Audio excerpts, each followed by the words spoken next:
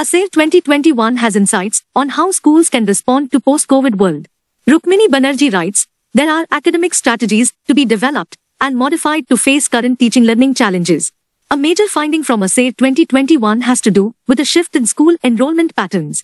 The annual Status of Education report ASER 2021 was released a few days ago. Given the pandemic conditions, it is not the usual face-to-face ASER household survey focused on reading and arithmetic. This ASER and the one in 2020 have been phone-based surveys exploring underlying trends and learning opportunities during a time of prolonged school closure.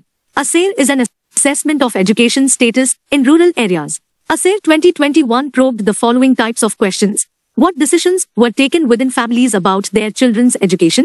What opportunities were available to households in different parts of the country? What was the relationship between home and school during this period of crisis?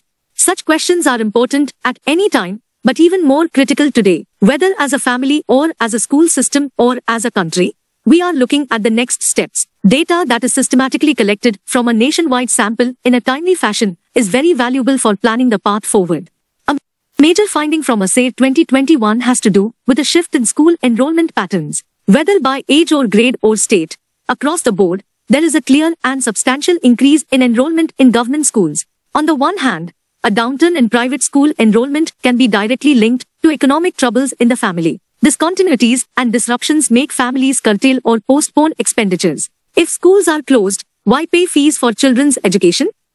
On the other hand, low-cost private schools in rural areas have struggled to stay afloat.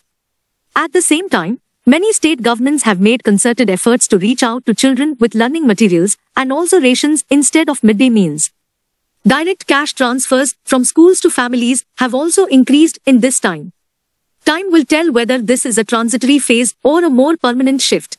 Over time, as the economy recovers and as schools settle into a continuous working cycle, we will know if government schools are actually able to hold on to and increase the proportion of children directly in their charge. In this context, how the system helps children return to school will be critical. Unlike densely crowded urban areas where opinions can be divided, rural parents want their children to go back to school and children are eager and willing. This enthusiasm is essential fuel for building back better. Children in today's Class 1 and Class 2 have never been to school. They have to be helped to get ready for schooling and learning. Today's Class 5 was in school almost 2 years ago in Class 3. They are now returning to school older, perhaps more worldly wise. But they will need help to settle in and reconnect. Will government schools demonstrate new ways to welcome children in? Will the interaction between parents and teachers help to build trust and faith? If so, the shift to government schools can be long-lasting. As the country navigates through this stage of the pandemic, there are academic strategies to be developed and modified to face current teaching learning challenges. The use of grade-level curriculum may not be useful immediately. Instead, meeting children at the level where they are and using the teaching at the right level approach is the need of the hour. Even the National Education Policy 2020 recommends that acquiring strong foundational skills needs to be the top priority. Available research from other countries shows that while school closures can lead to learning losses, what school systems do once schools reopen is even more critical. Making children deal with grade-level curriculum after almost a 2-year gap or hurrying them through the syllabus are not appropriate responses.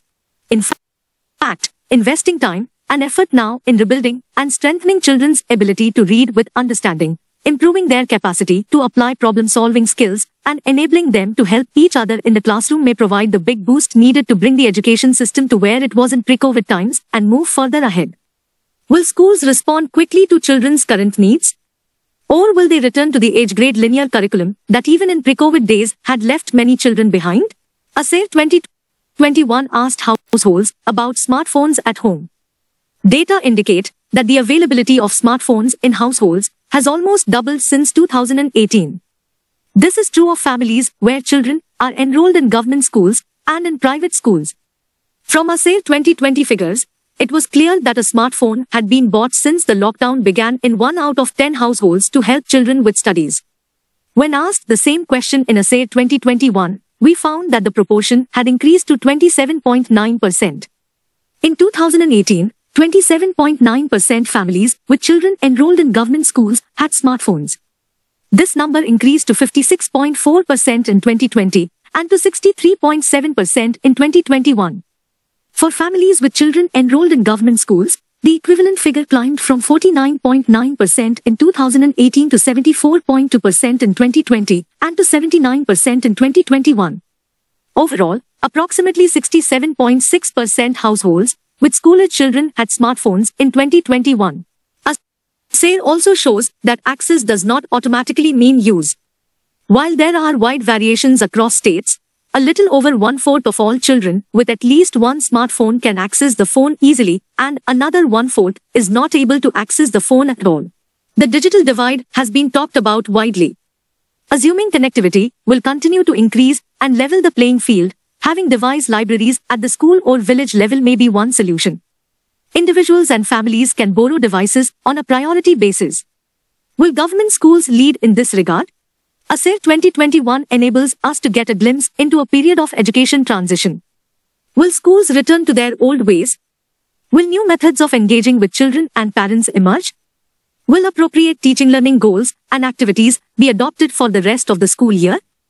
Ground-level action will indicate which way our education system will go in the near future.